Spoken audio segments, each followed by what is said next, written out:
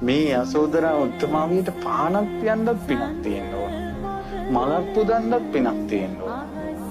පිරිමියෙක් මේ බණට කහන්න මෙතන නැවැත්තුවොත් සංසාරේ කුල ස්ත්‍රියක් රැකපු පිනකටමයි මෙතන නවත්තන්නේ. යසෝදරා උත්තමාවිය ආනුභාවී වගේ තමයි. මේ වගේ පවිත්‍ර උත්තමාවියකට වඳින පිරිමින්ට නරක ගැහැණු ලැබෙන්නේ නැහැ. පින්වතුනි, යසෝදරා මහරහත් තෙරණියට වන්දනා කළොත් විශේෂයෙන් කාන්තාවක් ඇගේ දහසකුත් පව් ගෙවි යනවා. එච්චර අනුභවයි යසෝදරා උත්තමාවියට කරන වන්දනාව.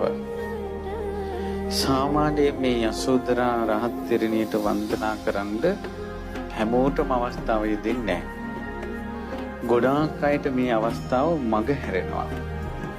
සාමාන්‍යයෙන් යසෝදරා රහත් තෙරණියට වන්දනා කරන්න කෙනෙකුගේ හිතෙම ලේසියෙන් පහළ වෙන්නේ නැහැ.